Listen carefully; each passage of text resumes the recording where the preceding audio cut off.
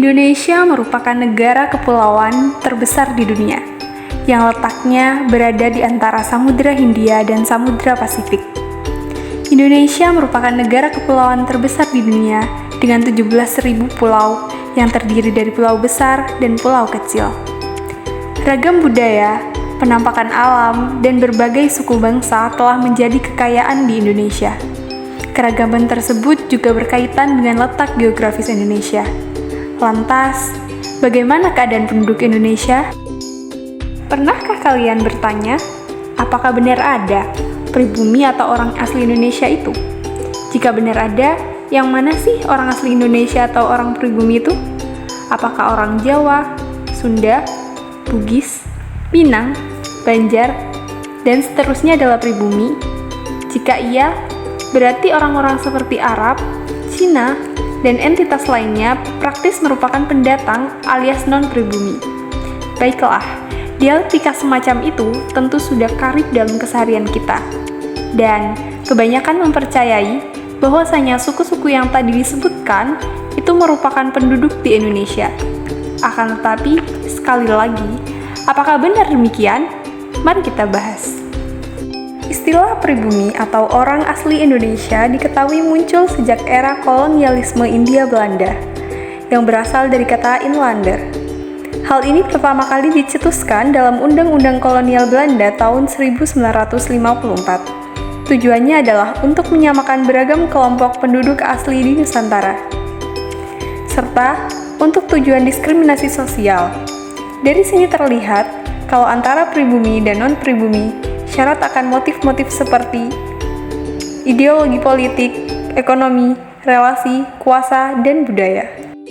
Deta Arya Tifada dalam tulisannya, awal mula istilah pribumi dikenal dan siapa sebenarnya orang asli Indonesia, menjelaskan, pribumi adalah istilah yang penuh kontroversi.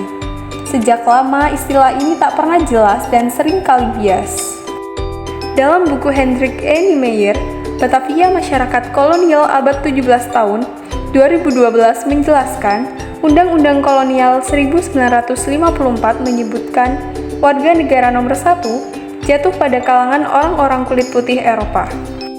Warga negara nomor 2 milik kalangan timur asing yang meliputi orang Cina, Arab, India, maupun non-Eropa lainnya.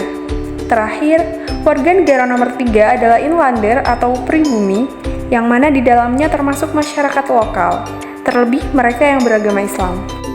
Memang benar, secara luas kita mengenal klasifikasi umum etnis kesukuan lokal Indonesia. Misalnya, orang Batak di Sumatera Utara, orang Sunda di Jawa Barat dan Banten, orang Bugis di Sulawesi Selatan, serta orang Dayak di Kalimantan Tengah dan Barat, dan lain sebagainya. Hanya saja, di lain sisi orang pribumi, sebutan pribumi terutama dalam konteks Indonesia hari ini kerap dipakai sebagai demarkasi alias pemisah antara golongan yang dianggap sebagai orang suku ataupun etnis asli Indonesia dengan mereka yang dianggap sebagai pendatang, terutama kepada keturunan Arab, Cina, dan India.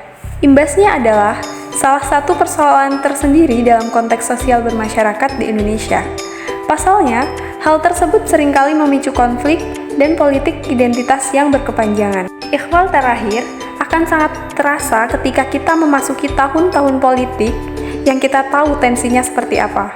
Padahal, faktanya, jika kita menelusuri kembali asal-usul orang asli Indonesia dengan metode tes DNA secara genetik, yang ditemukan adalah tidak ada orang Indonesia asli, melainkan sebaliknya, kita semua adalah pendatang. Kenyataannya, nenek moyang orang Indonesia dan manusia di seluruh dunia berasal dari Afrika. Dalam tulisan yang dimuat BBC, kesimpulan ini menguatkan temuan-temuan sebelumnya pada pengetahuan arkeologi dan linguistik yang mengindikasikan bahwa nenek moyang Indonesia adalah pendatang.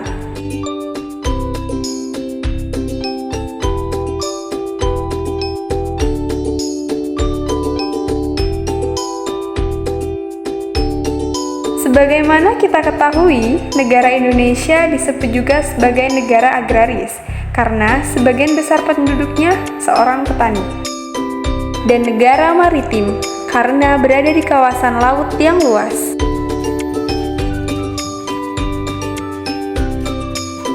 Karena kondisi geografis Indonesia, maka terdapat perbedaan dari mata pencaharian, sosial, dan budaya.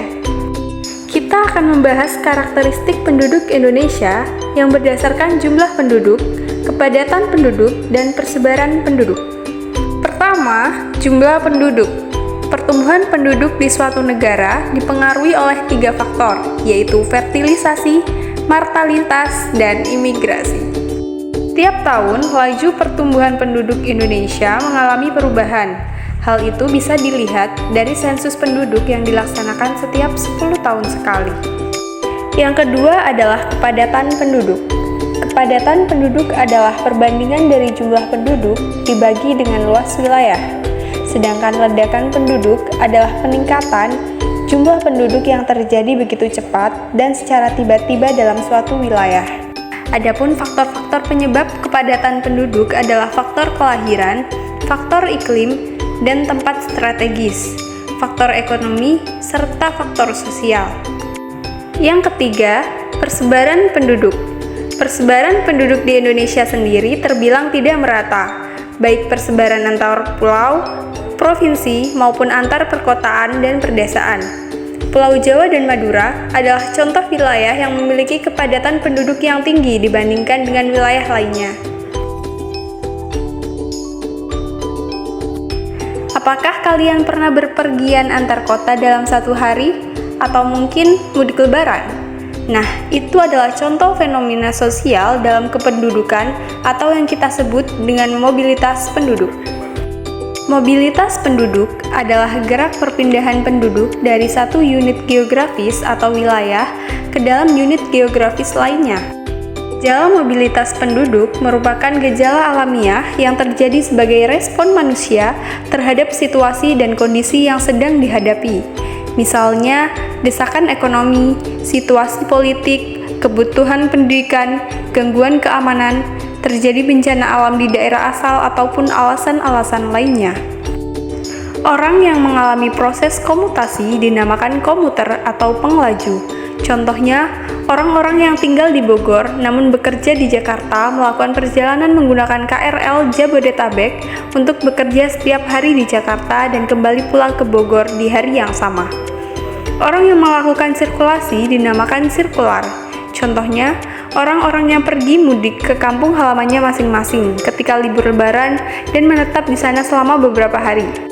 Secara umum, jenis-jenis migrasi internal yang biasa dijumpai di Indonesia antara lain urbanisasi, pluralisasi, dan transmigrasi. Urbanisasi yaitu perpindahan penduduk dari kawasan pedesaan ke wilayah perkotaan, sedangkan pluralisasi yaitu perpindahan penduduk dari kota ke desa, dan transmigrasi yaitu perpindahan penduduk antara satu pulau dengan pulau lainnya. Menurut data Badan Pusat Statistik terbaru, jumlah penduduk di Indonesia kini telah mencapai sebanyak 278,69 juta jiwa pada pertengahan 2023. Secara tren, jumlah penduduk Indonesia terus meningkat sejak pertengahan 2015 sampai dengan 2023. Menurut Suharso, setidaknya ada beberapa kebijakan yang perlu diterapkan oleh pemerintah untuk mengantisipasi perubahan demografi yang terjadi di masa mendatang. Keberadaan orang Tionghoa dapat ditelusuri di seluruh penjuru Nusantara. Persebaran mereka yang luas tidak semata-mata membuatnya tetap menjadi etnis yang homogen dan totok. Proses akulturasi yang terjadi selama beratus-ratus tahun melahirkan karakteristik unik dari orang Tionghoa di masing-masing daerah. Salah satunya di Kota Padang, bermula sebagai pedagang, etnis Tionghoa perlahan-lahan mulai terintegrasi dengan kehidupan masyarakat Padang. Topik inilah yang dibahas oleh webinar bertajuk Keliling Indonesia. Keberadaan Tionghoa di Padang dapat ditelusuri dari abad ke-17. Pada masa itu, Padang di bawah administrasi VOC mulai berkembang pesat sebagai daerah perdagangan. Aktivitas perdagangan yang ramai mengundang pendatang dari mancanegara, baik bangsa Eropa, Arab, India, dan juga Tionghoa. Sekian video pembelajaran dari saya, kurang lebihnya mohon maaf. Wassalamualaikum warahmatullahi wabarakatuh.